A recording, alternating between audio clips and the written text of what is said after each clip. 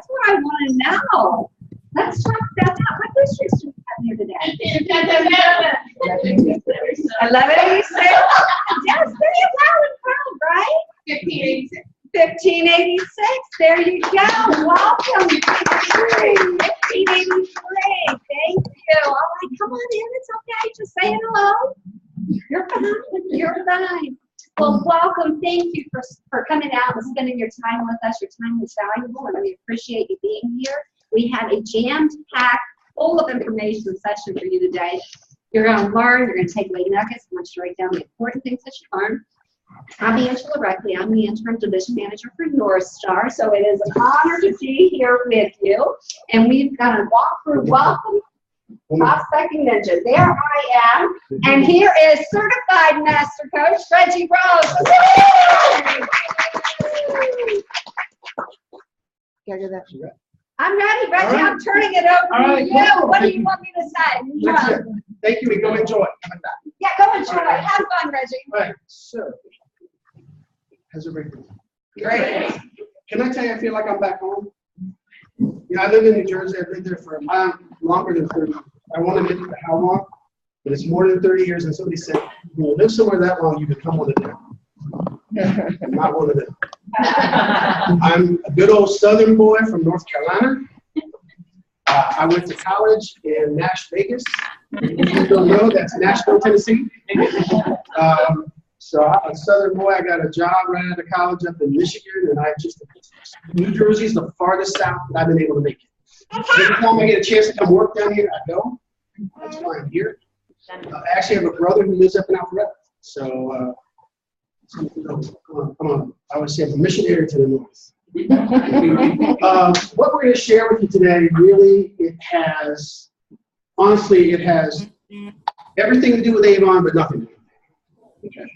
This is really kind of a culmination of a lot of research and a lot of information that I've really stumbled across over the last probably 5 or 10 years.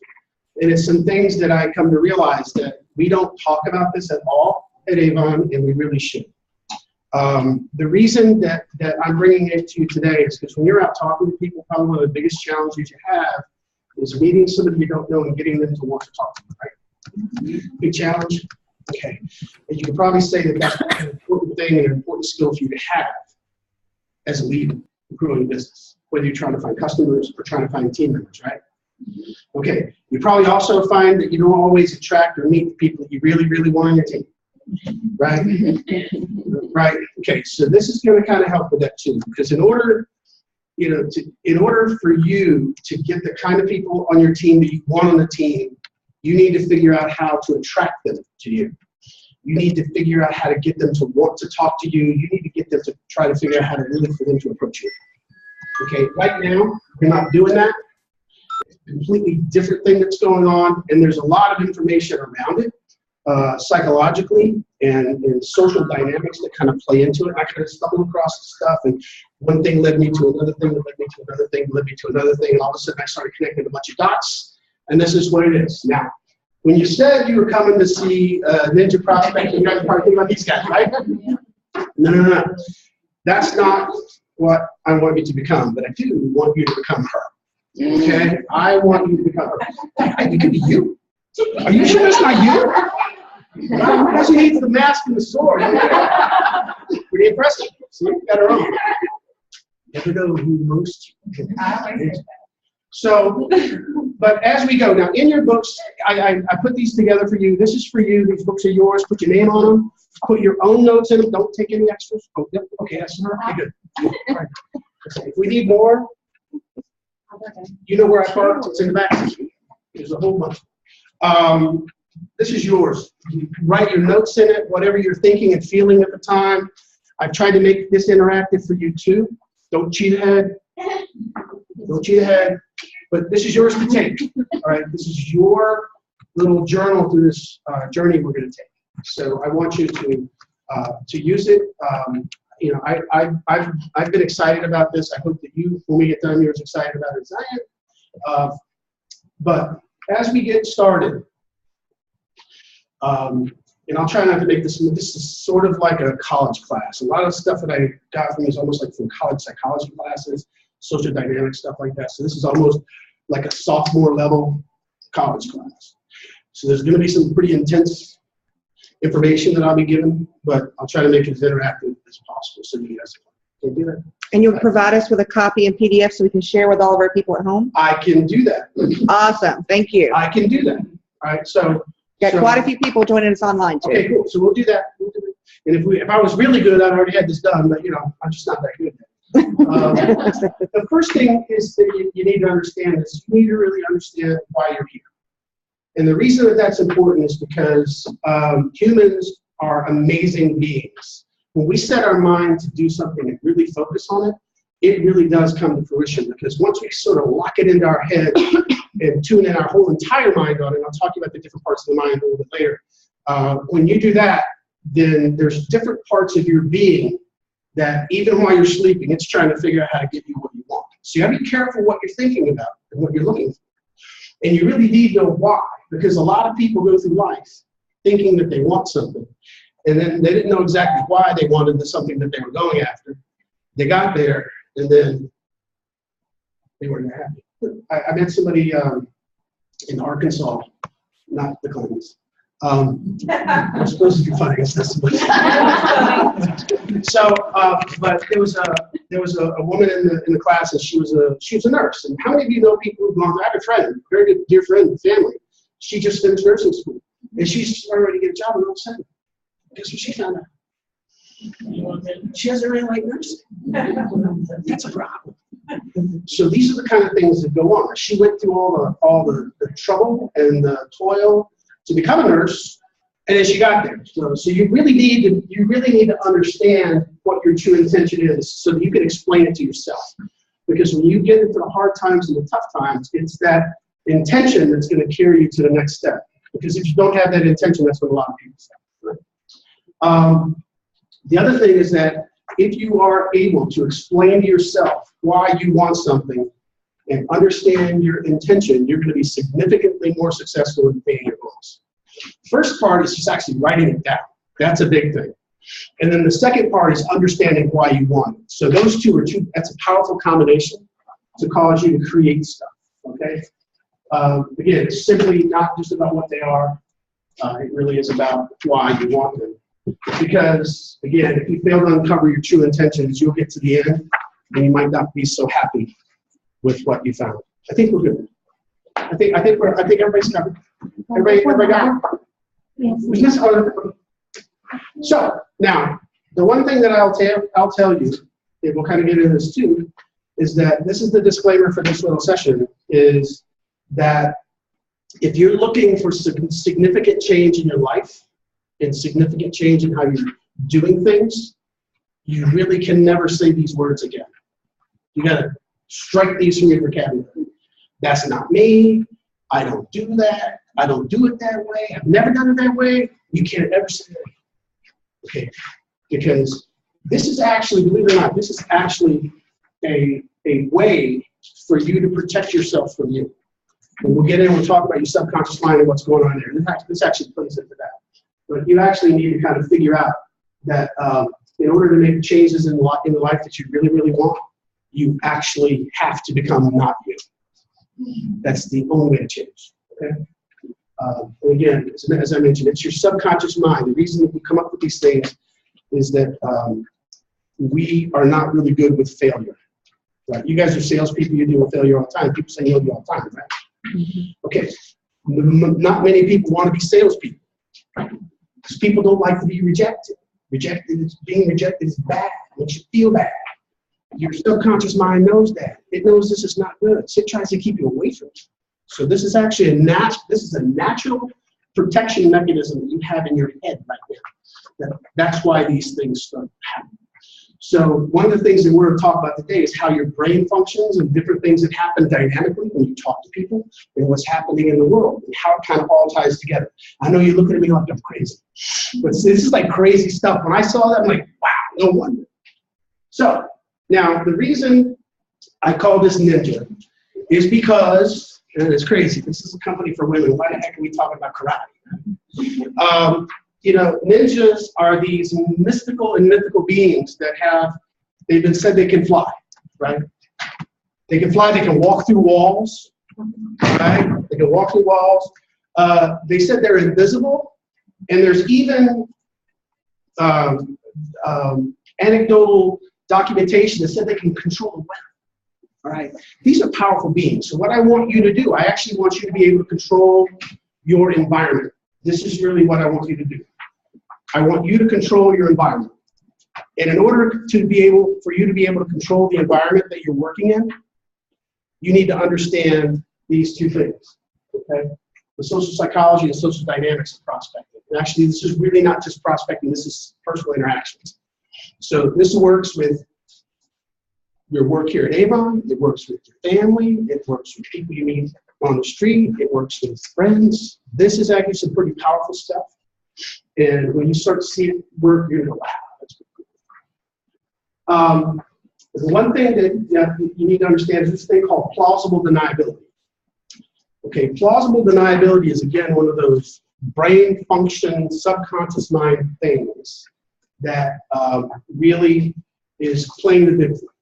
And we do this because a lot of people kind of create the excuse why it didn't work before it even started. It happened last night.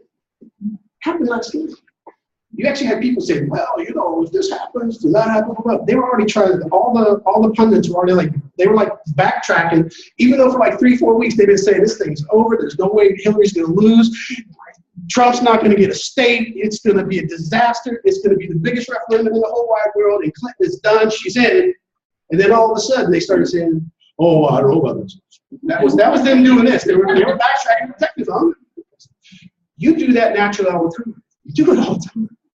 Okay? You always say, it's not my fault. I didn't do that.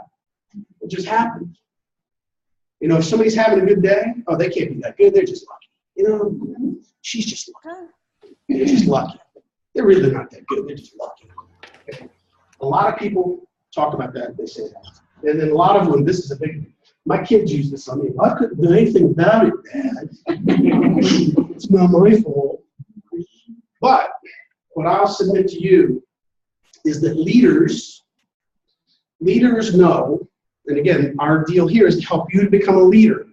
Our deal here is to help you to attract leaders, right? And not big leaders, or not big L leaders as in leadership leaders. We're talking about leaders as in just a leader, someone who is a leader of people, okay? Leaders of people, they know they can't control everything, but they do know that they influence everything.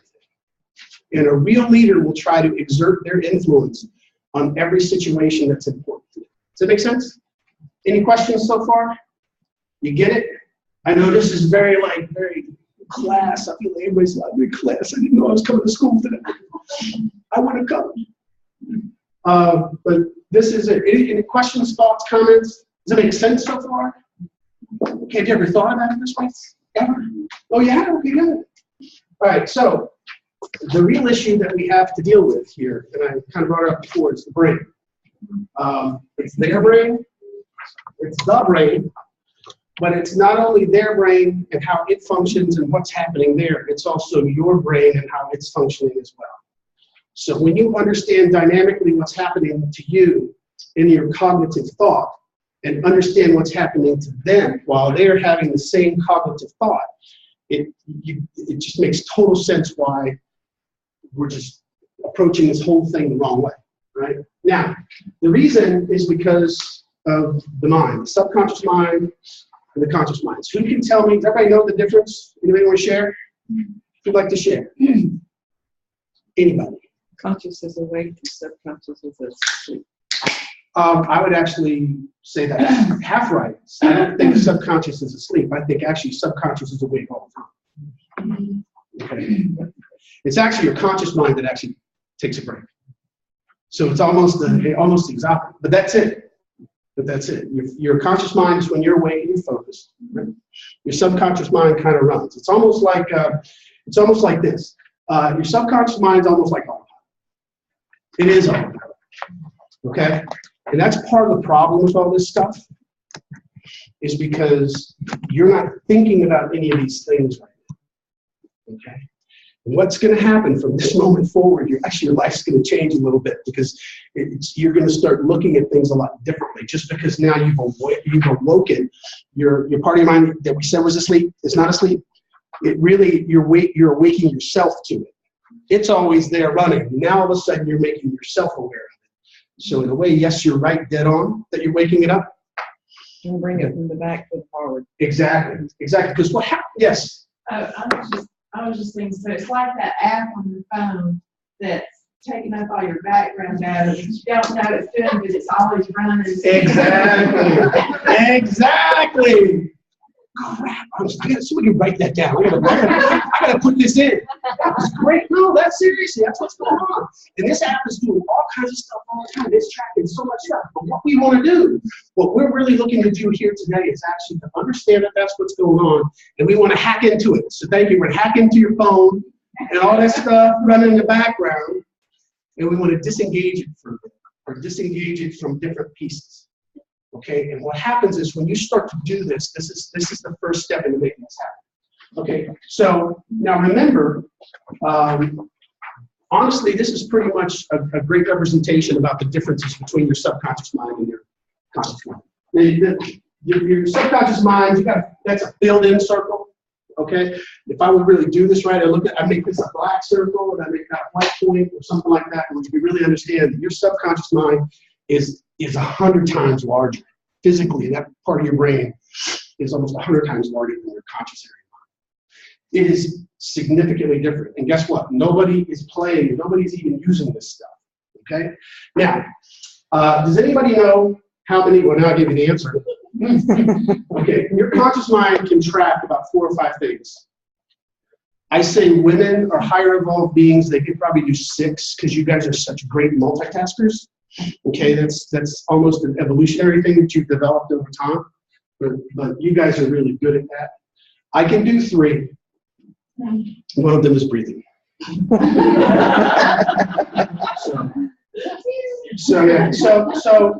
So if we know that you can track, your conscious mind can track 4 or 5 tasks at a time, how many bits or pieces of information do you think you're taking in per second? Okay, slide. It's actually about 100 bits. It's not quite 1,000, but it's 100 bits. That's a lot of data points that are coming at you at one time. But that's how sophisticated your conscious mind is and its ability to process data. Okay, this is the app that you're actually playing with on the phone. I'm sorry, what's your name in that? Andrew. Andrew? You're the app lady? Andrew, the app lady? But that app is one that you're actively using, and you're seeing it watch and function all the time. So it can do about 100 pieces of data per second.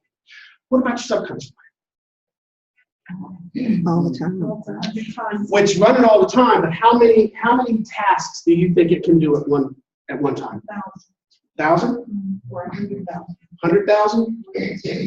That's pretty daggum close. It's 1,000. It can do about 1,000 different things. It all depends on what you're focusing on. It depends on who you are as a human being. But it's really running hundreds to thousands of tasks at a moment. You know, making your blood flow, making your diaphragm move to breathe. You know, having your eyes blink to keep your eyes lubricated. There's a whole bunch of different stuff that goes on. It's about 100 to 1,000 different tasks that are going on. How many bits of information do you think it can process? Actually, it can take in millions. Okay, so here's the deal, all right? I'll give you this. Imagine that you're in a restaurant. Have you ever been in a restaurant and all of a sudden somebody will say something on the other side of the restaurant and you go like that and look? That's happening. When it happened to you? What happened? What happened? When did it happen? Yeah, when and what happened? Well, I worked in a restaurant. Okay. So it happened all the time. Okay, so there are people looking for you. That might be a little bit different. But if you're just saying it's a normal meal and you're just like relaxing and enjoying yourself, you mentioned something back there. What happened with you? Oh, I can be talking on the phone and know what's going on behind me and all around me. Okay, that is your subconscious mind is pulling in every data point it can. It is listening to if you're in a restaurant, full restaurant, 100 people in the restaurant, It is actually listening to every single conversation that it can physically hear. Not that it's focused on, but it's very faint. It doesn't take a lot for it to listen to. That's why if you're ever in a restaurant, and let's just say you're looking for Braves tickets, who's the basketball team here?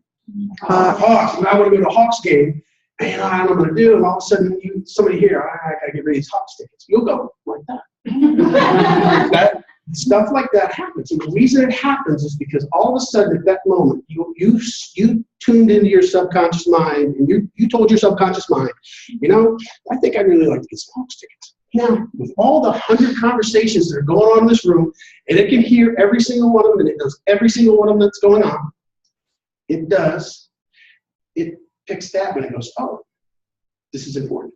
And it actually, that little like jerk in your head, or when you move like that, that's actually the way your subconscious mind kind of breaks through your conscious mind to get your attention. It really is freaky, but this is what happens. You notice it happens all the time. And you notice that you can kind of see, I can see from like right here to right here. That's my field of view. And I really can't see my fingers wiggling. I can't, but I know they are. Subconsciously, I know they are. I can see them moving myself. But I did this one time in a meeting, and I said, hold up fingers on one hand. And I said, 3. And I actually had to look to test myself, because what you're also going to find is your conscious mind doesn't trust your subconscious mind. Mm-hmm. It doesn't. It really, really doesn't. I'll tell you about that in a little bit. But that's why you've got this battle going on all the time. So now you kind of understand what's happening here. Think about your subconscious mind is this big supercomputer. It really, really is a supercomputer that you get to reboot every day. So you get to reprogram yourself every day. So that's why it's critical at night, especially like the 10 or 15 minutes before you go to bed, what you're focusing on before you go to bed. Do you ever notice that stuff tends to happen the next day? Do you ever notice that? Mm-hmm. Somehow, it's almost like magic. It's not magic. You told your brain the night before, this is what I'm thinking of and this is what I'm focusing on. No matter how good or bad it is, no matter whether you really want it or you don't want it. Whatever you think about, that's what your brain is trying to get for you. And it will sort of nudge you. You know how you just sort of end up places? It doesn't have, you ended up there for a reason. You were sort of driven there, and you were driven there by yourself. But your subconscious mind controls 96% of all the activities that you do. How scary is that? You're on 4% control. How do you feel now? Oh my God. So that's why it's also important to understand what's happening here. Now also, it works 24/7, and it is nearly flawless. It is nearly flawless. How many times have you not trusted your gut? And your gut is your subconscious. Okay? How many times have you not trusted your gut and regretted it? Almost all the time. Now, there are some times that it isn't right, but it is almost always right. And I'll tell you about how you get to there. But anyway, the subconscious mind's primary function is survival and protection. And remember I talked about, can we turn the air on a little bit? Yeah. I'm in a room full of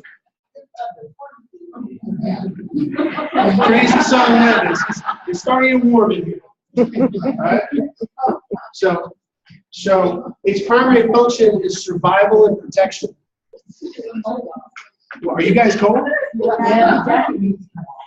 But you know what? I did that one time, and someone said I was disrobing in a meeting. So I can't do that. Just take your jacket off. No, I'm good. I feel more professional when I do like that. I like the whole thing. It's going to ruin my whole thing later. Right? But right now, there's not many people running around, unless you live in a really, really, really bad neighborhood.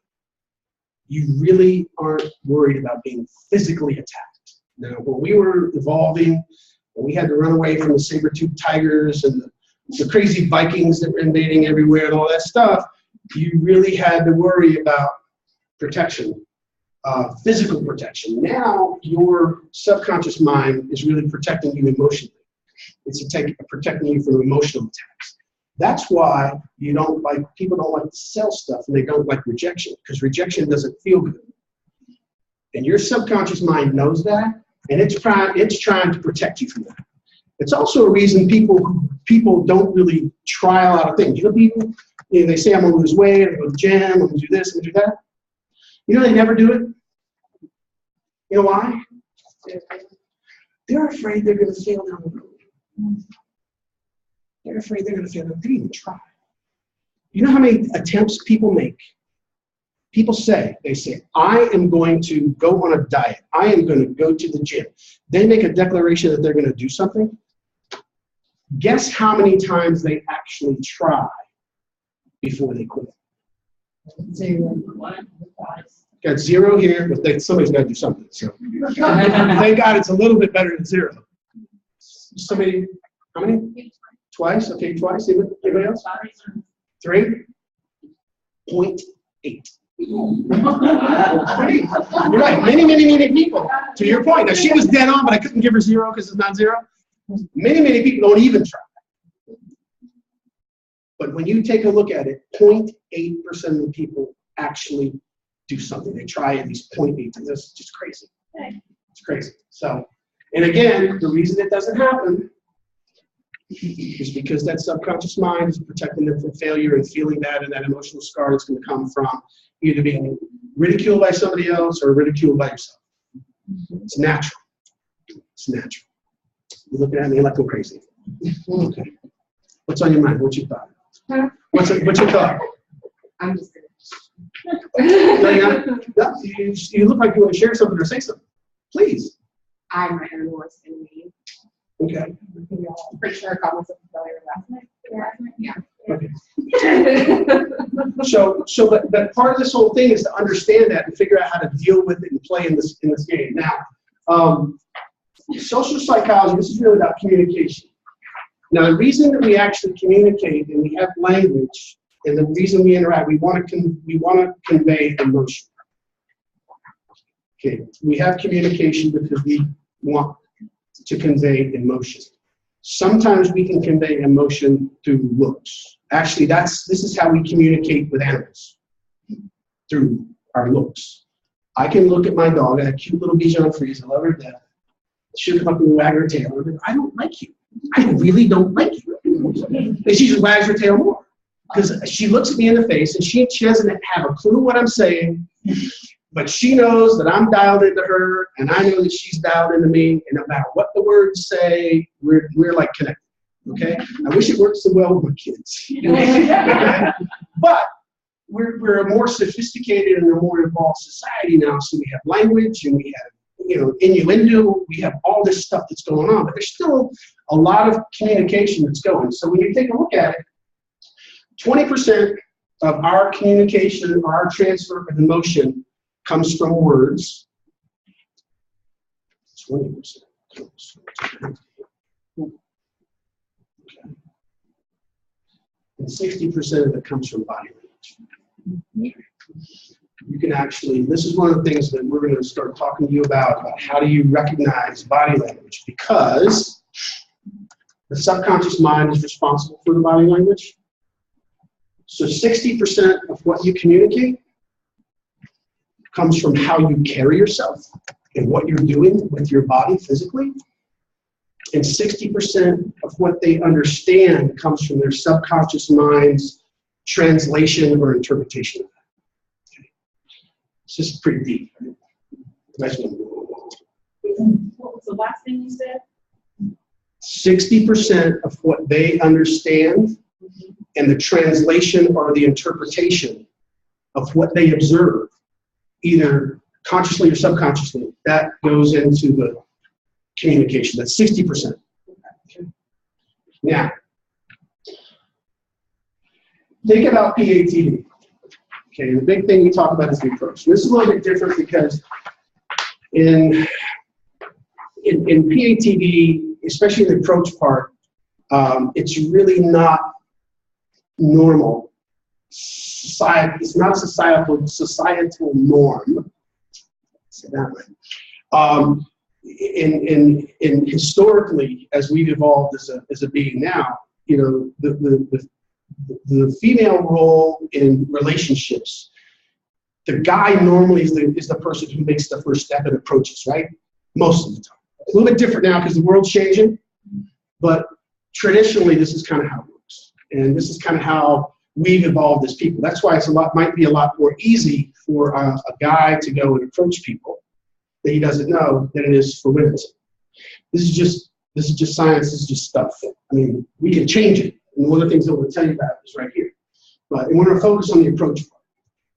Because when you start looking at this, the real approach happens before they even know you're around. Because when you first start showing up on their radar, remember, they can see you way over here and way over here, right? And they can hear you wherever you are. They might be able to feel things, okay? But you actually start your conversation with them, you actually start talking to them the moment you show up on their subconscious mind or their subconscious radar. So they don't even know you're there, but you're there, okay? So the reality is that this is the playing field that we're on, okay? This is kind of the hit. We've been focusing all our time right here. But we show up way out here, and they don't even know we breathe air.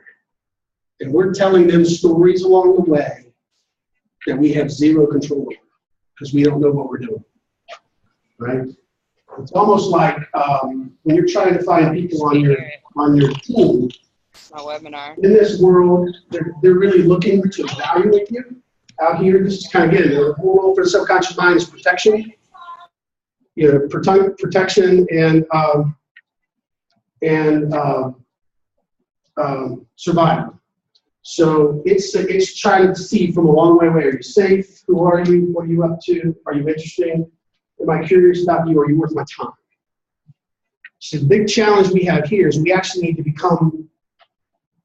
We need to become so interesting subconsciously, or as we're moving around in our day, that they're going to pick up something different from us and want to kind of figure out what's going on. When people don't know what's going on, they kind of congregate to see. You ever notice that? No matter what it is, if they don't know what's happening, people do that. That's human nature. So we need to create a situation for us while we're walking around. Somebody's going to, what's going on over there? What's that all about? And how much easier is it going to be for you in your job and your role is trying to find new members of your team if you've got people coming to you? You're not going to them. They're coming to you. You can actually become that person and create that person. We'll talk about that. But this is really what's going on right now. They are checking you out. They are looking to see, are you a lot like them? Are you like me? Is she like me? Can she fit into my world? Can we be friends? Is she going to be safe? This is really what's happening when they see you way out in the distance before they even know you're walking around. Remember, this is what they're doing. Now, in social dynamics, these folks are filtering and testing. They're typing you, and they're trying to put you into a category. Okay? Before you get anywhere close to them, this is all the stuff that's happened and that is happening. Okay? So, do you ever think maybe now why, when we get up to start talking to people, they might not be so interested in talking to us? Mm-hmm. Okay? Maybe that's why they go, no. Okay? So this is the game in the world that's going on that we need to try to understand first and then try to, okay, what can we do to help make ourselves better? So, again, they have no idea that you're penalized. Now, we talked about that. Again, maybe the reason that we're facing so much resistance is the conversation that our body language is having with their subconscious. Because we're telling a story all the time. I mean, you all are telling me stories. As I look at you, you're giving me feedback. I'm kind of picking up on what you're doing and saying. I can kind of see if you're getting it or not getting it. Sometimes when you're staring at me with very intense, I'm trying to read on what that really means. That's why I ask you questions. I notice it. No. But see, now she's self-conscious about it. But see, that this is kind of what this is supposed to be. You know, it's almost like ping pong. I kind of hit something to you, and you give me something back, and I adjust and I hit back. But you can do it without talking.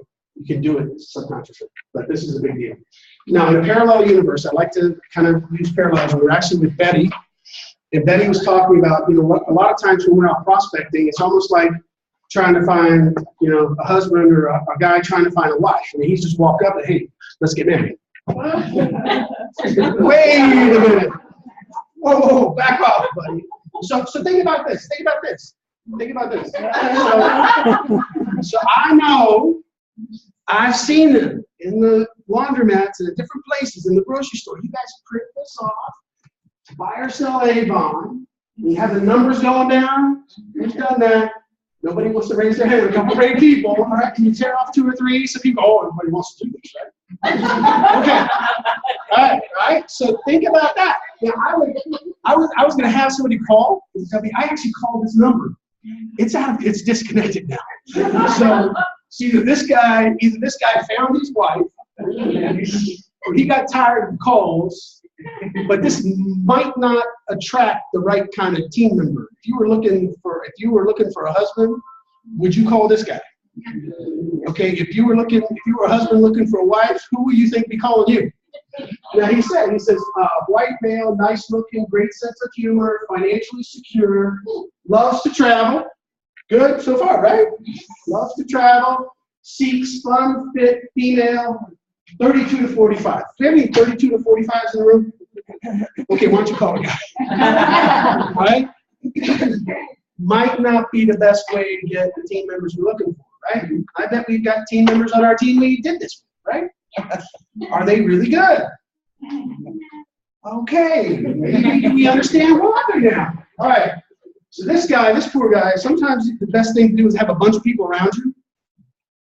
And if you ask the question to somebody in front of a bunch of people, it makes them really in an awkward situation when they have to say something. Most of the time, they might get pressured and say yes. What about this guy? There's nobody around. This guy I've seen you all prospect. Some of you like pick somebody up and you just will not leave them alone. You're like this guy, right? These are the different kind of prospecting situations we're in, right? Well, this guy right here, I guess you can kind of look at his body language. Can you figure out what happened? If you can't figure out that, look at the mascot. So clearly, I don't think this guy's very happy. So this type of prospecting doesn't always work, and I highly recommend not doing that unless you could possibly end up in jail. So as we're out doing our thing, have any of you all ever done this? Okay, so what does this say? What is this saying? Not that this is something we stop doing, but what is this saying? Is the person we're really looking for, are they going to be attracted to this? Okay. They might not be. I think that shows it, that tells the person that you're desperate. Possibly. And if they think that you're desperate, do they want to get involved with somebody who's desperate? No. Run! Okay. So, part of it is we got to look at what's our body language say, right? So now, are you crazed? Are you going nuts? Are you organized? You got your stuff together? Or is this what you see? I've seen you all, not you, the royal you. Getting ready to go prospecting in a parking lot in a strip mall, and you're like digging in your trunk, getting all your stuff out, right? Digging out of your trunk, you put your stuff down, and you look at your labels on your book, you know. Okay, I won't. Okay, I won't. All right, let's go. So everybody that can physically see you, what story did you just tell them? Not prepared. And what'd you say? You're a little crazy. All right, you're like, okay, I don't know, sister. I don't want to play with this one.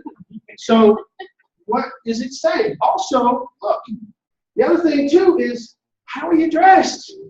And there's a big conversation about this. And I'm going, look, if you're looking for a business person, I wish I could live my life in gym shorts and a t-shirt.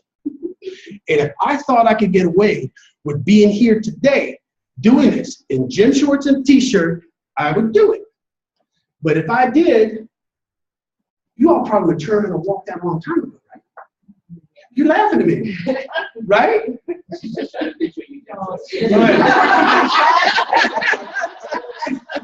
Go down. So but we need to do that. Now I actually, when I'm in the field, you'll find out I do everything intentionally. Okay? I do everything intentionally. And I am dressed specifically, everything about me is here for a reason. Can you guess? I look professional. How can I be professional? I'm wearing jeans. You're comfortable. I'm comfortable, right? Now, these are jeans. Yeah, the black jeans, they're nice jeans. Sometimes you can't tell. That's on purpose. That's on purpose. Wear cool shoes. My daughter picked those up. I always wear funky socks. Because you ladies are very, very sneaky. You look at everything. Everything. Everything. So I got my cool socks on and my cool shoes. What else you notice? Your shirt's not tucked in. That's No tie. Okay. Do you know why? Do you have any idea why I did any of that stuff? Because you can be professional and still be comfortable. Yes. So it's like It's just approachable. like your everyday. It's my everyday thing. Yep. It's a business casual.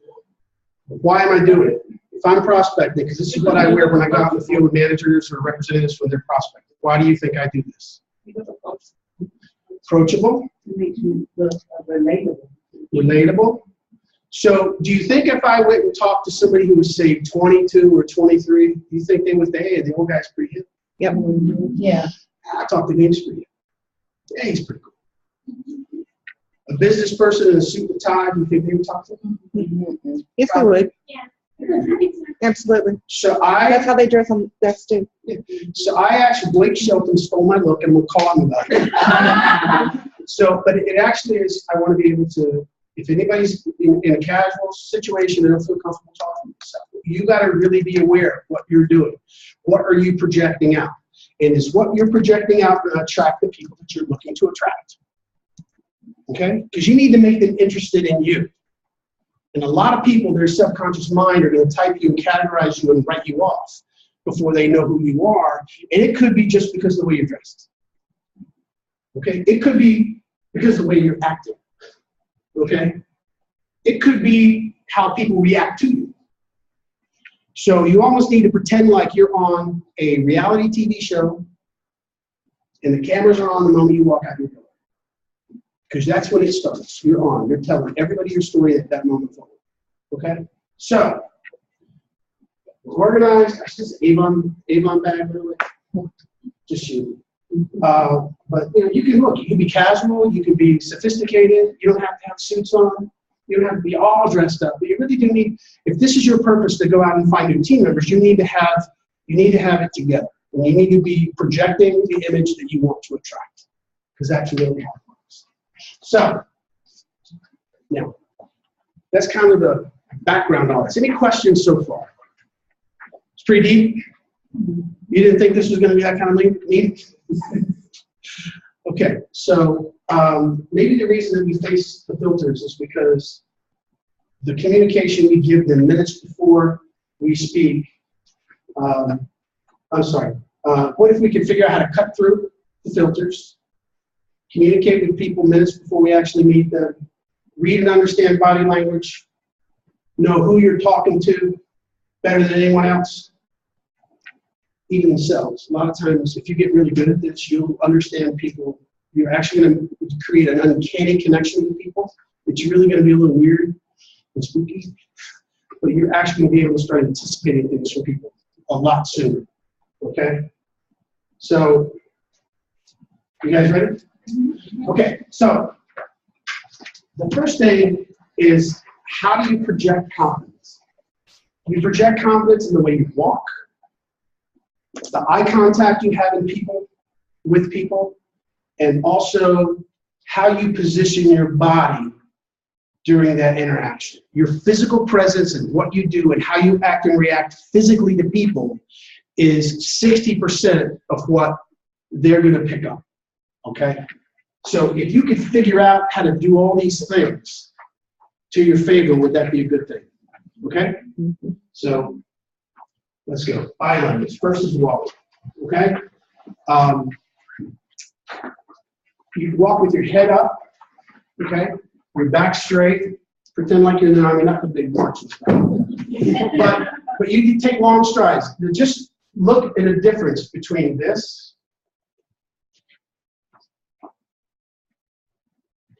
and this. Did you notice a difference? You laughing at me, crazy?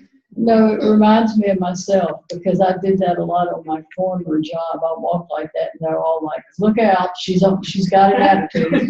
Well, not an attitude. A I'm problem. on a mission. Well, it depends on your face. Now, if you're walking like this, then you're on a mission to go take somebody out. But if you're walking around with a smile on your face, then that's a different thing. If you notice, most people walk, when they walk looking down at the ground, okay? The reason they walk looking down at the ground is, why do you think they do it? Why do you think they look at the ground? Sorry? They avoid eye contact, but that's not really the reason. They just don't feel good about themselves. Don't so they notice look me. down. They actually don't want to fall. They don't want to trip. People look down, they actually are looking at the ground. They actually walk looking at the ground. They look at the ground. Somebody tell these people the ground's not moving. Well, it is, but it's moving. They're with it, so it's okay. So we have preconceived ideas that this person doesn't want to be bothered, and we just say, okay, they don't want to be bothered, we just pass them by. Right, okay. So people will typically look at the ground, or they may be looking, but most of the time they'll go back to the ground. People take small steps. People take small steps because if you take a long step and something happens, you're going down fast. People take small steps to protect themselves. People look down too. Another reason people look down is because, I don't know, a lot of this is evolution. I'm way too close here. I like going back. You're okay. Okay.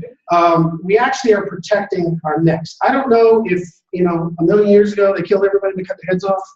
I don't know, but right now our natural instinct is to bring our shoulders up and put our chin down to protect ourselves, right? That's a natural reaction. So when you do that, you're actually protecting yourself. So when you're walking with your head down, you're kind of already in a protection mode. That means you're worried about being attacked. And if you were really, really a confident person, would you really be worried about being attacked? Who's going to mess with you, right? As long as you carry your gun for bed, you don't have to. That's a whole different thing. That's a whole different thing.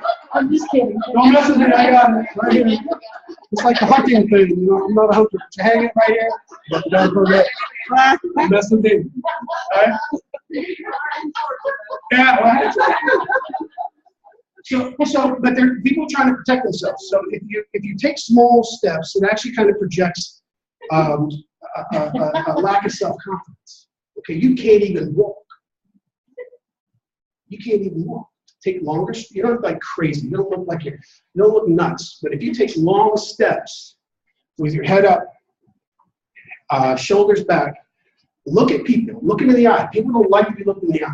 Okay. The other thing I need to tell you about, right? When you start doing this stuff, you need to get used to people looking at you. Okay. You need to get used to people. They're going to stare at you. They're going to watch you. You just need to understand because you're going to look very, very different than every person out there. And people are going to pick up on it. Okay. And I'll tell you, I'll get through this and then I'll tell you a story. So, slight smile, pretend like you're watching puppies or kids play. Don't walk around like, that's free. Just walk around, like slight smile. And everybody you see, look them in the eye, nod, and acknowledge them. And what you'll find is that people who are confident enough to look at you will catch you. You'll catch that. You'll actually have that moment of connection, and you may have the opportunity to actually start something right then and there. But look them in the eye, and don't look away until they look away. It isn't like a power thing where it's a connection thing where you go, hey, how you doing? Yeah, you're cool. Oh, you're one of those. You're one of those confident people. You got your stuff together. I like you already. I don't even know anything about you, but I like you already. So, but that's kind of how it works. Look in the eye, acknowledge them, act like you're the mayor. If you own the place, if you own this place, how would you act? You would walk in, hey, how's it going? I'm the manager, blah, blah, blah, blah. No, you would walk around and you would look at everybody, almost like non-verbally, going, everything okay? Everything okay? Can I tell you, I get approached all the time. People think I'm a manager at every store. It's crazy. So when I don't want to be bothered, I wear my gym shorts and my t-shirt. Nobody bothers me. But I was doing this class in Pennsylvania. One of my lovely managers, says, Reggie, you're crazy. This doesn't work. There's no way. This is nutty. I go, really? Come, let's go. We pulled into a mall, and I go, all right, this is what we're going to do. I'm going to do this. I'm going to do this, and I want you to watch how people react to me. I'm going to do this. And she's like, all right, go down. You know, we kind of scoped out, and halfway down the mall is a little elevator. All right, go down, stand by the elevator, and you watch. And you watch me. I'm just going to walk down the hall, and you watch how people react to me. Watch what they do. I said, okay, text me when you're ready. Bing, okay, here I come. And I did my thing, and I walked. And I walked past probably 35 people. And when I got down there, she went, oh my God. You know what? Every single person in that hallway looked at you. Every single person was looking at you. Everyone. And it was really interesting that some of them, when you went to look at them, they looked away. Every single person looked at you. Okay? Now, I'm not Brad Pitt. Okay? Clearly, I'm not Brad Pitt. I'm not the elephant man. But there was something about how I carried myself that caused those people to want to at least check it out a little bit more. That's what you want. Okay? And everybody that we've worked with to do this, if you just do this, you're going to change how people react to you. Okay? Because nobody acts like this unless they're the mayor or unless they own places. Okay? Right? But you get to act however you want. So you need to carry yourself this way and project this image. So even right now, I'm even feeling better right now. Did you notice the feeling I just had? Could you just see that in me? I mean, it's like, wow, I'm here. This is kind of cool. I like this. But you get to control that. You get to control how you feel, and you get to control how people react to you. That's how you become a ninja. So this is like step one is this. The other thing is, if you're going to train a new team member, so you got somebody on your team, because this is a little crazy, and you're like, okay, this is really great. How do I get somebody to do this? All right, this is it. Okay, this is what we're going to do. I'm sorry, your name is? Teresa, we're going to go out. Teresa, we're going to go out prospecting. You want to go?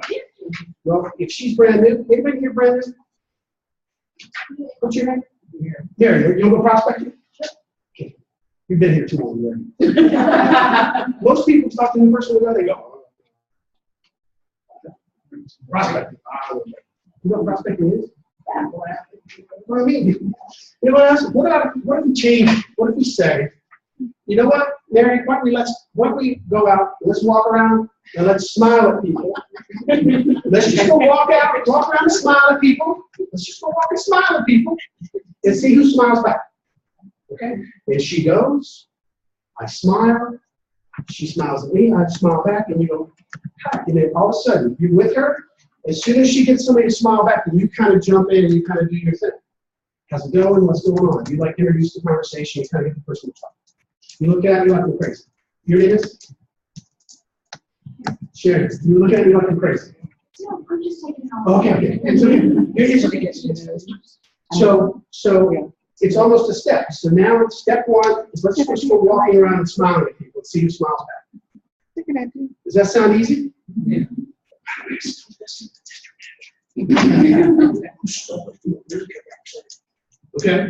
Okay, now we do that. All right, so now this time we're going to go and we're going to walk around and smile at people.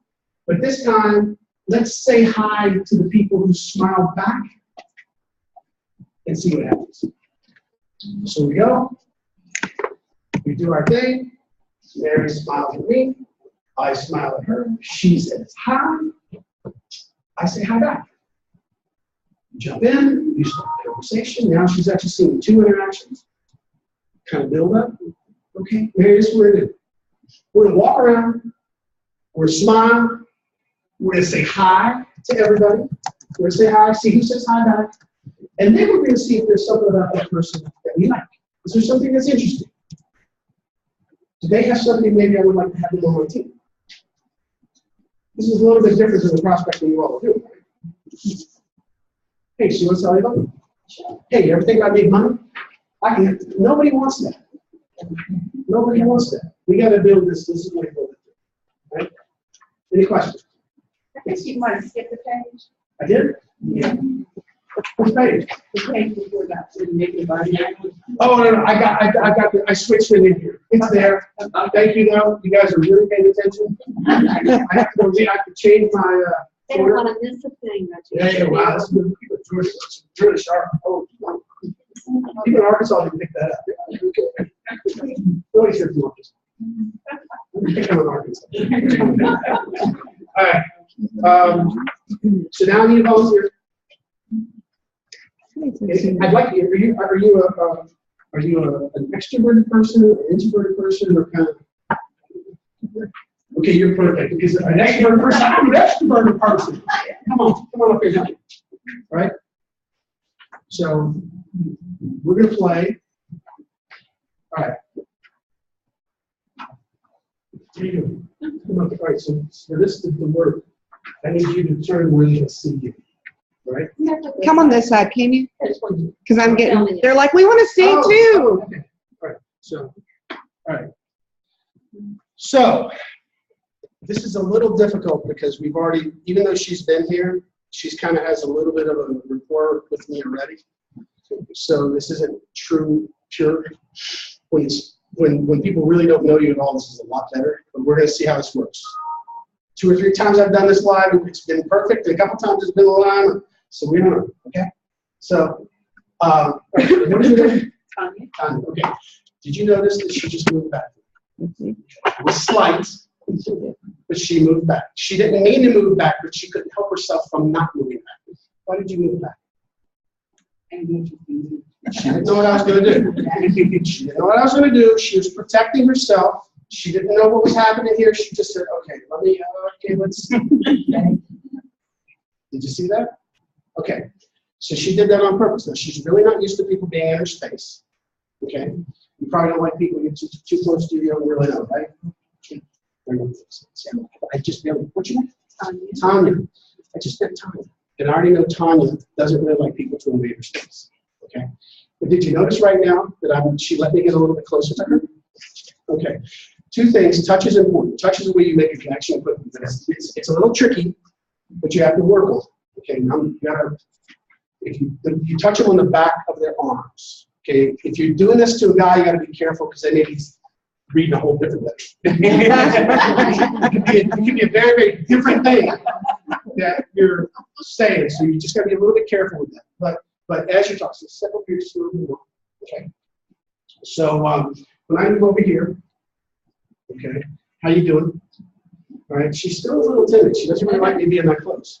Now, normally, when you get that close to somebody square on, you're really timid. You can almost see him tense. I don't know if you notice, she's sort of tense a little bit. It's not much. She's being really good now. She's a great actor. she was like, okay, everybody's looking, so I'm not going to do anything. I'm mannequin pose. Okay, here it is. So what happens is that when you start to talk to somebody, you always want to talk to them on their side.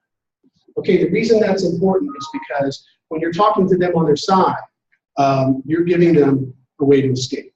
Now, if you notice one thing, now I moved, we were here, but when I moved, her head followed me, right? Okay, I'm not even looking at her to see, but I know it did.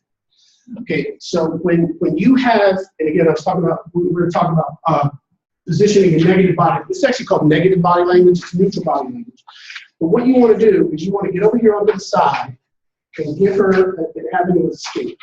Because if I talk to her like this square on, I'm telling her I'm committed to this conversation right now.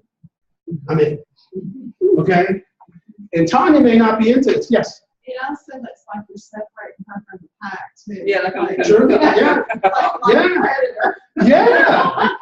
Yeah, but when you guys go talk to people, that's what you do. Hi, how you doing? I'll sell you on. This is what you're doing. I've seen it a lot. okay?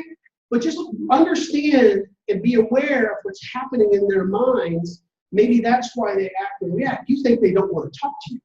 They just don't want you squaring off on them, maybe. Okay, so give them a lot of space. If she can escape, it's easy for her to excuse herself and walk away.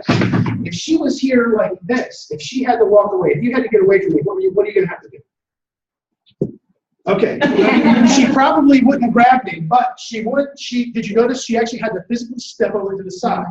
Now, human beings don't like to make other human beings feel bad. We don't. We're really not mean and nasty. There's mean and nasty ones running around that you might bump into every now. There's not that many of them. Sometimes they hang out together, but it's just the way it goes. But she actually had to. She doesn't really want to do that.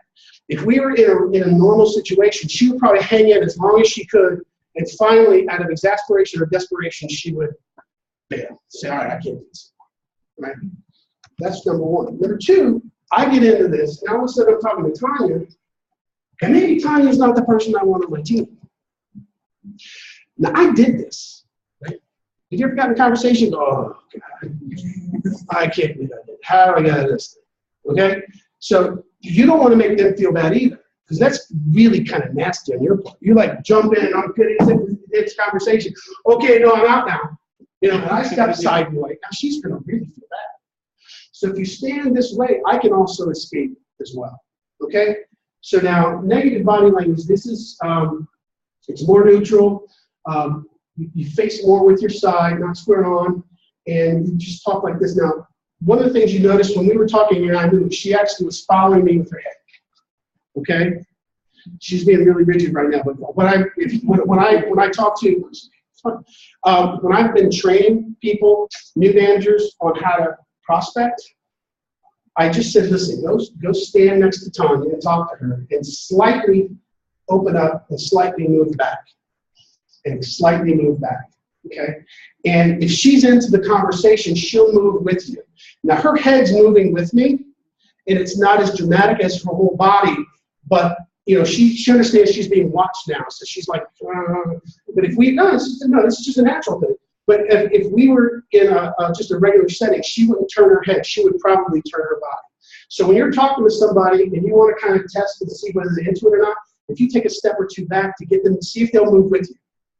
You got to notice that she moved her head, so she was with me, so she's still committed to this relationship, to this conversation she's in.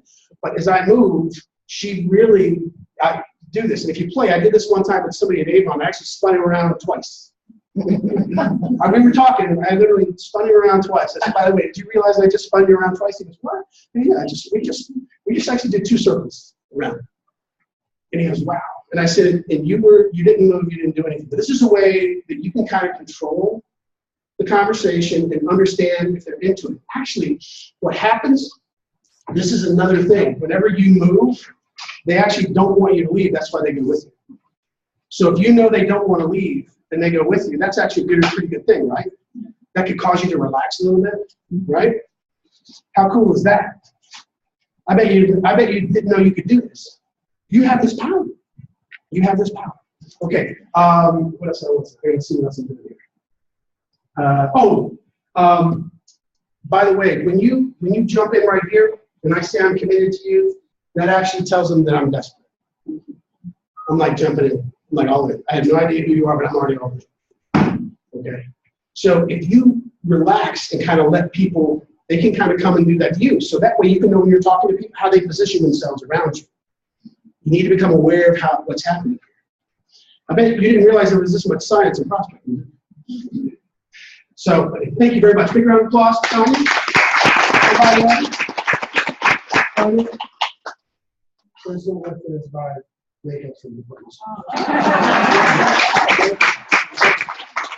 Right. So that's negative body language. Now, positive body language is like the different side of the world. Okay, and it is important that you do both. Okay, it's important that you do both. So how you stand, you probably noticed her, and thank you, Tanya, for being such a great support. But she was giving me positive body language with her head. When I moved, she moved with her head. But as you're talking, my head, my shoulders, my hips, and my feet kind of tell the story subconsciously, whether I'm into the conversation or I'm not. Okay, now a good thing that you want to do is you actually want to do both, positive and negative, because what happens is if they say something that you really, really like, can I borrow you? If she says something that I really, really like, I might want to go, oh, that's really, really cool, and then I might go back. Okay? So when they say something that you really, really like, you can give them positive body language, and what you're saying to them is like, oh, that was good. Subconsciously, they'll figure out, oh, that was good. Okay, let's do that again. It's almost like training. It's kind of like training a dog. Really, it really is. It really is. It really is, because when you give something that you want them to do, they do it, and you give them a reward. We're just, Pavlov's dog. We're kind of like that. So as I'm talking and interacting, you say something that I really like, I give you some positive body language, I back off a little bit. If she says something I don't like, I can actually give her some negative body language too. So if you turn completely away, give her or take it away. Like if I got it here, I can take it away. That'll tell her, ooh, I don't like that. And then she's going to know subconsciously, all this is happening on the background app. All this is happening on the background app. Okay? That all this stuff's being sorted out. So all this stuff is happening in the background. Okay? So she sees me back off and she's, what did I do? I better not say that again. So subconsciously, she'll kind of change the way or what she's talking about or adjust or stop. Some people, when you talk and do that, they'll like stop what they're talking about and just go to a different subject or just get off whatever. Ooh, that wasn't good. Okay. Another thing, just so you know, I have no idea why this works. This is crazy. But if I'm talking to you, and let's just say I totally blow it. I just say the stupidest thing. I do the stupidest thing. As long as I don't touch her in a place I should be touching her. Okay? If you do that, it's a game over. But if you're doing something, interacting with somebody that's just totally falling apart, I bet you didn't know there's a reset button. Like you rewind, you start over? There's a start over button. That's what you do. I have no idea why it works this way, but if you turn your back all the way, off a couple of times and turn back, in her head, the whole thing's kind of like starting all over. It's really weird. I still don't know why. A lot of this scientific stuff, I don't know why, but it just is. It's kind of like gravity. So if you ever get yourself in a situation where just give it a little turn, try again. You might not. It still might not work, but it's kind of a way to check to see when you're going to reset. So, oh, by the way, on the touch thing, it's really important to touch people and touch them as quickly as you can, because what happens is when you make that touch, that is an emotional connection. Right? I mean, Tanya, she didn't want it at first, but at the end, she was kind of digging me. I was like touching her shoulder. And did you notice I had my hand on her shoulder for like almost the whole time, right? And she was okay with it. I mean, look at her now. She's like, yeah, that was really kind of cool. Give her a t-shirt. But that was after. She didn't know I was going to give her a t-shirt. But what that's psychologically, that's actually called the touch gap.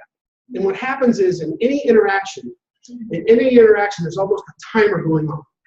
Okay, and the amount of time it takes before you actually make that contact, it doesn't have to be like, okay, it's just a little touch, a little light touch. Like, hey, that's cool. It's okay. Very cool. As you get deeper in the relationships, you may talk to one of your friends, you may have your arm around the whole time, or holding their hand the whole time, or stuff like that. But what happens is that timer starts to go off, and psychologically, the longer it takes you to make that connection, the farther away you get. And the longer you go before you make that connection, the harder it's going to be to do. So we know humans enjoy contact, and we know humans have a huge emotional connection with physical contact. So that's why it's important early on, as quickly as you can. It doesn't have to be anything big to kind of make that contact, just kind of make that connection quickly. You can kind of see whether, and she let me know right away. She let me know right away. She wasn't really into it at first. She's very, and again, what's going to happen now is that now you're kind of tuned into this thing. You're going to notice people a lot more. Like before, I probably wouldn't have noticed her do that. But now I've been doing this so long, if you just make the slightest move, I'll pick up. Okay? So, everybody got that? Does that make sense at all? Is this helpful? Very. Okay, good, good, good. All right. So the next thing is in body language, is eye contact. Now, I highly recommend you get this book. I put this in here for a reason. It's called Blink. Okay, Blink, it's the Power of Thinking Without Thinking by Malcolm Gladwell. Okay? In there he talks about thin slicing. And really, thin slicing is the uncanny ability to make amazingly accurate judgments with very, very limited information. So I was able to pretty much figure out what Tanya was thinking and feeling with very slight data inputs. But because I was tuned into it and I recognized it, I was able to adjust quickly and make her feel a lot more comfortable interacting with me. You kind of saw that happen, okay? But as you do this, you'll have, in the brain, and all this works in your subconscious mind. Now you kind of turn this thing on, it's the monster's been released, okay? Be careful. But what happens now is that you actually can look at visual accessing cues, okay? And I'll kind of talk you through this one. I put all this in here, but if you can kind of just stay with me for a minute. Now, April, right? Okay, you didn't see, April was looking at me, but when I first called her out on something, she actually looked up there. And I forget what I asked her about, but she was like, and she just did it right then. You didn't notice that? No, look. You didn't notice that. Did you notice that she looked straight over? She looked straight over here. So when I just said that, she actually looked directly to the side. So she was looking, did that sound right? Did it actually happen?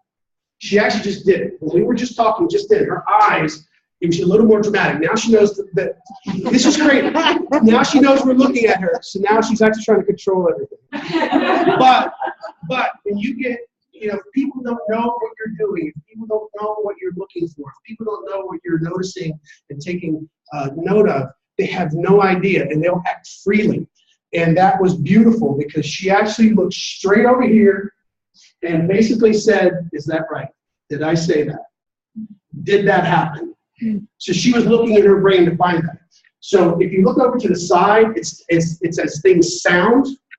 Looking up is visual. Those are all visual memories, visual conceptions, okay?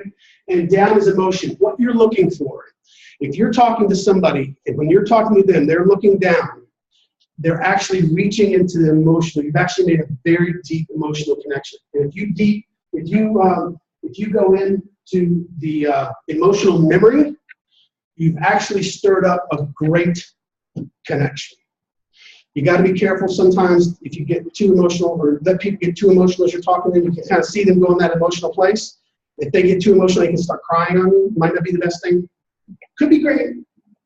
Could be great. But you just got to understand is now as you're talking to people and you're starting to understand how it's acting and reading, she's still looking right there to the right. She's going, is this right? She's just going, is this really right? And I wish you could be here seeing it back. It's beautiful. It's like, ooh, ooh, ooh. So, but you can actually start watching people and how their eyes react to you when you start dealing with them. And how their body reacts to you when you start dealing with them. And they're telling you a complete story of what they're thinking and what they're feeling. Plus, they're giving you cues on whether you've made a connection or not, or whether you're connected. And I just think this is probably one of the most powerful things that you could have as a leader to totally understand your people, probably better than themselves. And if I'm sitting here talking to you and I kind of give you a cue or a question or lead you to somewhere that you really want to go, and I know because I can tell, isn't that a beautiful thing? It's almost like, oh my God, it's like, you could read my mind. This is actually how people do it. This is actually how mind readers do it. They are so great at reading all this stuff. There's actually a facial map. It's actually called the facial actualization recognition. And every emotion you have shows on your face. And they're actually teaching computers now how to recognize these different emotions, okay? And what's happening is as they have the visual recognition, and now all of a sudden they're starting to process what that face looks like.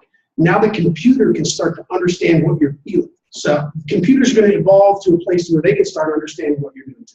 It's really kind of freaky, but this is what's happening. But again, if you're talking to somebody and they look up, they're actually trying to picture. A lot of people's memories are in pictures. So sometimes if they're looking up, they're kind of going through all the pictures in their head. Like here, I'd be going through all the pictures in my head to find the right one. Okay, there it is. And then right there. So I go through my file in my brain up here, find it, and then I look at it and deliver it. If I'm trying to create it, I might look up over here. What would that mean? Okay. Looking down, I'm like, wow, I've never felt that way before. So, you know, if you're talking to your kids and they're not used to dealing with a different emotion, you'll probably notice them looking down this way. Okay. If they're reaching for something that they've experienced before, it's down that way. A lot of times when people kind of seem like they're looking through you, they're actually visualizing what you're saying to them. Okay. That's why when you feel, they're like, sometimes you talk to people, they're like, so, but that's it. Is this helpful? This is very, very complicated, and I actually cut this. This is like, I just wanted to give this to you to why, because as you get better at this, and this is really an introduction for you to start exploring on some of these things on your own. You can go online and find all these things and research and validate what I've done. You can actually go on the facial actualization recognition page, because you can see what these things are. They actually test you get certified in this. You actually they flash faces at you, and you have to pick out the emotion that's going on. It's really, yeah, It's fun. it really is fun. And the better you get at this, you're going to start understanding people better, and it's really kind of powerful. Now, we've gone and done a lot. So I need another volunteer. I don't have a T-shirt. I don't care. Okay. I just had to qualify that. So there was my T-shirt. I know. Go fight Tanya for it if you want. So this is sort of we're getting to be a bit of a wrap here. But okay, so all right, I'm going to try not to block. All right, so okay. So can you tell right now? I'm just looking. How do you feel as I'm talking to you right now? Comfortable. Okay. Did you notice something different where you feel a little bit different now? Okay, time out. What are you sticking your hand in your pocket for? Okay. So but did you see her looking down? I asked her a question, and her eyes looked down, and she's trying. Because remember, I asked her, "Are you feeling?" The words were, "Are you feeling anything different now?" She actually looked down to the right to her emotional memory to see if she was feeling. Because it was just beautiful. Like, that's never happened before. I like this class. Okay, but I'll try. The part of the problem too is that if you're here trying to teach and show, I'm not really good at controlling myself. If you hadn't figured it out. Okay, I'll try not to do anything. My pockets had nothing to do with it. Do you feel anything different? Anything different? Anything slightly different at all? Okay. Now she's attuned to it, so I've kind of screwed up. Okay, so what you want to do is the left side, okay, this is as you look at her, okay? The left side of her brain is where all of her logic lives. And we kind of enter people's minds, and I don't want to say we enter their souls through their eyes. And again, your subconscious mind is very, very aware of what's going on. Consciously, you can't tell the difference, but it knows. And once it sees that, it picks up these cues, and this stuff kind of happens. So this is your logical side of the brain. So this side of the brain, the emotional side of the brain is on the right side, on this side, on this side. So if you were going to try to find a new team member and make a connection, do you want to talk to their logical side of the brain first, or do you want to talk to their emotional side of the brain first? Okay, why? So you can make a connection. Exactly. Because what happens over here, when I'm talking to this side, when I'm talking to this side of the brain, she's testing everything that I'm talking about. She's validating. And also, if you talk to the side, you'll almost see some resistance. Because the whole time you kind of focus on her, in her head, the way the background app is going on in her head, the whole time, is that right? Is that right? Is that right? Is that right? Is that right? You kind of turn that app on and it's going. Oh, I'm such a background bad person. Because I'd be like, if you came up to me like that, and Rhonda knows I'm so skeptical of people. Right. I'd be like, what is he up to? Right. So I should actually have you up here. I'm like, Can we switch places? Can we switch? Come on. Now, come on.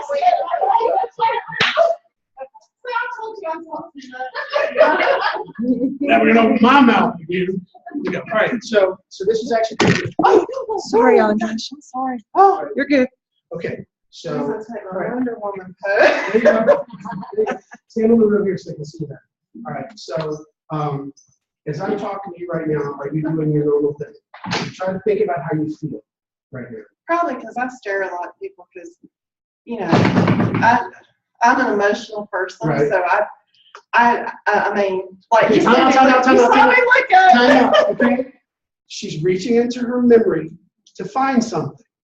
She's looking for it. She's trying to find it so she can articulate it right. Thank you. Go ahead. Well, I was thinking of my son has made me a very visual recognition expert because I know when my son wants to talk to me, because this is what I get when he comes in the house.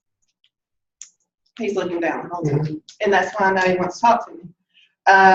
When he's lying to me, he will never look me in the eye. He looks, let's say, I think it's this side. He kind of looks at my face, but he's not really, Okay. So as I'm looking here, right, do you feel or sense anything different? You might not really, but I kind of feel like I want to step back a little bit. okay, it's fine. Well, see, I'm in her space too, so it's another thing. My space is. All right. So let me kind of reset here. Okay. So now, all right. So, okay. Did you notice that she moved? Yeah. Okay. She said, "I don't want you squaring off on me. You're in my space." I stepped to the side. Did you notice that she repositioned herself for me? Okay. Notice that. Okay. So as we're talking now, did you notice something just a little bit different? Just a minute ago when we were talking. Your face relaxed. Okay, my face relaxed. So it's okay. Besides my face relaxing, do you sense anything different or feel anything? Might not be able to explain it. I feel a little bit more relaxed, like I feel more inclined to talk to you. Okay. And I just noticed that I squared myself more instead of being like this. I squared more to you, Right. even though you're kind of askew. Right. Okay, now I'm just gonna, did you notice anything that's just different in just a second? Do you feel anything different right now as we're talking? Okay, I'm just pointing out what's going on. If it's yes, it's yes. If it's no, it's no. No. Okay. All right.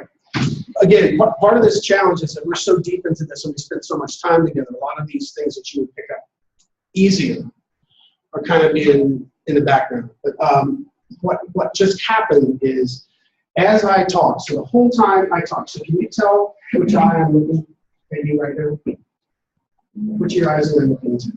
Can you tell? Well, I've been looking at that one, but I think you're looking at this. Okay. Did you notice a change just now? No. And it changed now. Yeah, it feels like you're looking at me equally with both eyes. Okay, so I'm not. I'm not. I actually started looking in this eye when we would test her logic to see if that was actually valid. We've gotten a little bit beyond that now, but it's a little bit more difficult. But as I moved and looked into her right eye, that's really how you make that emotional connection. So if you start talking to people and you give them the space and you look into their right eye, okay, you're actually going to open up that emotional side of them, and you're not going to have to deal with the resistance. What happens is we tend to look people in the eye and look at, like, we look at them right here. Okay, when you look at somebody right here, You're actually telling them, I have really no idea. Rats, you don't know that. I'm just talking to you. I'm just talking to you because I want to get something from you, and I'm just going to sit here. Okay? That you need to be aware of what you're doing. Okay? I bet you had no idea. You walk around with dynamite in your hand every day, have no idea, and you're like blowing stuff up, not even know what's going on. Okay? So, but what you want to do is you want to focus in on this eye. If you look at their eye. Okay, and I'm looking at April right now, and I'm looking in this eye because she's testing everything I'm saying. But it would have been a lot easier if I would have gone to her right side eye to make it a little bit easier. Did you just notice something different right there? No? Yes? I heard it again. That's right. She's like the computer. But, again, as you focus on this eye, you'll open up that emotional part, and that's actually something that's very, very powerful. So it's the left eye that you look at? Or Okay. did I tell her this? The right side eye. Okay, right. So, Don't worry about you. okay. This isn't about you. Okay. Come back over here. It is about you now. Okay. But as you look at them, it's your right side. It's actually their left eye. But just like what happens if you say that left, is that right? Pick your right eye. Your right hand, that's the eye you want to talk to when they're facing you. So it's their left eye. It's their left eye, And you're right. as they talked about. So we're speaking to the logical side or to the emotional side? We want, but where do you think? See, I thought I was supposed to be speaking to the emotion. That is. That's their left eye. Okay, time out. This is why I said it this way, and you messed it up for me, but thank you. I'm sorry. You're welcome. All right, as the person that you look at, you're looking at them. It's like if you're talking to me, this is the right side eye for you. This is your right side. That's the eye you want to talk to. Okay? That's why I said the right eye. As you look the right eye. I don't want you to have to go, that's right. What's my right? Oh, that's the one. Don't worry about just that side. Okay? What are you laughing at? What are you saying? She's like looking at me like, you're the difficult one. That's right. You are, but it's okay. It's okay. So that, try this with your kids, try this with your husbands, your boyfriends. Don't do the husbands and the boyfriend together. That can be really messy. But try this and see if there's any differences. See if people react to you differently. Okay? Play with this. Now you've kind of been introduced. Your job now is to evolve your own understanding. This is just really an introduction. Okay? So what do you think is better? 3 out of 5 positive interactions or 50 out of 100 positive interactions? 50 out of 100. What? 3 out of 5? Why? It's a better percentage. Yes, it is. But would you rather have 3 people on your team or 50? 50. Okay, so what you want to do is you actually want to talk to everybody that you can. Practice, okay? Practice, practice, practice. Make this a game. Have it be fun. Talk to the right eye, okay? Because, in review, I'm done. In review, if you want to attract leaders, you have to project the traits of a leader. You actually have to project out what you want to receive back, okay? The other thing is that a leader projects value, and those elements are confidence. They project confidence. They add value to others. If you can add value to somebody or make them feel better or make them feel good, they're going to want to be around you. Okay, you're not ever going to have to convince them to do anything.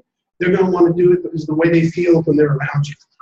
And that's the gift you give them. But they're not going to go to that. They're not going to want to do that if you have no confidence. I mean, somebody who has no confidence who's making people feel good is a sucker. Right? Right? If the president, whichever one it is, calls you and said, you know what, I really appreciate all the work you do. I mean, that's a powerful person giving you a compliment, making you feel good. That has a tremendous amount of weight to it. Okay? If it's the guy on the street begging, and he says, wow, you're really a great person, that doesn't have so much value to it. It's not, both of them are doing great things, giving you a gift. You perceive one as being more valuable than the other. You have to be the leader first, and then when you do these sort of things for people to love. Hack into your subconscious, break that autopilot, okay? Understand now this is the first step. I've just helped you into a door of a massive universe. There is so much power in here, it's really scary. But this is a place that you can play and have a lot more control over what's going on in your life, in your world, and in your business, okay? Play with it, have some fun. Understand how to control and influence yourself, because as you project yourself, it's going to cause other people to react very, very differently to you. Very, very differently to you. And if they react differently to you, it's going to make your job a lot easier as you talk to them and make these connections. Be aware of the other subconscious, be aware of their body language, how they react to you. Notice the nuanceful, very slight things that they do. You'll start to notice their eye movement, which will be really, really cool. And you won't have to think. You'll get to a point where you don't have to think so much about it. You'll already know. You don't have to, is that? You're going to know. April, you're going to know. You're going to feel it. Okay? And you're not going to have to, she look again. You know, you're just going to get to where you start picking this stuff up and get really, really good at it. And it's going to be a beautiful thing. It's actually changed my life. Watch the eye, speak it to the right eye, and don't be outcome dependent. And the last thing I'll leave you with is we had a division managers meeting last week in Chicago, and guess in direct selling business, guess how much time the average person, as in leader, direct selling person, spends with a lead in every other business. Guess how much? 45 minutes. Probably a few days. Well, that's a long time. But in that first initial contact, as they're trying to generate that lead or they're trying to work with that new person, how much time do you think they spend? 15. Sorry? 15? I don't even know if we spend 15 minutes, but that seems like a long time, but that's not. Anybody? 90 minutes. 90 minutes. 90 minutes. 90 minutes. 90 minutes. If you're looking for a significant team member on your team, you can't be churning through people, okay? You just can't churn through everybody. You actually need to be selective on who it is that you invest your time with. You need to start being aware of what they are. You need to start choosing people. You need to choose the people that you want to talk to. And as you project this out, they're going to want to talk to you because they're going to realize if they're the person that you want, they're going to realize that you're the person that is an equal to them or someone higher than them, more advanced or involved than them, because everybody wants to get to a better place in their life and in the world. And people are very smart. And if you come at them asking them for something, they think you want something from them, right? You cannot ever be that person again. Stop it. You're selling yourself short. You're selling Avon short. I mean, you're really screwing your life up. You're making it very, very difficult to live. You need to start, if you had a bag of gold, if I gave you a bag of gold and said, go get rid of your gold, I want you to give it to whoever you want to give it to, would you walk out into the street and just throw it at? You probably ask people a lot of stuff that's going on and find out if they're worthy of your gold. Now, your gold is your earning opportunity with Avon, but it could be anything, but your gold is your time. So don't be outcome dependent. On each one of these interactions you have, it isn't about getting somebody to sign up. It isn't about getting anything from anybody. All these interactions are about you building your skill. So as I talk to this person, am I aware of how they're acting and reacting to me? Am I aware of my body position with them? If I change my body position, does the conversation change? Be more about that. Building yourself and improving your skills instead of can I get something from this person? More of it is can I be a better person through this interaction? What's going to happen? Your skills going to grow. You're going to get better and better and better at this. And one day you're going to wake up and all of a sudden, all the people that you really, really want on your team are going to start showing up. Because when you walk down the street, they're going to notice there's something different about you and they're going to want to figure it out. And once they meet you, they're going to, oh my God, I got to be with you. Yeah, I got to be on your team. Okay. So, All right. that's all I got. What do we say?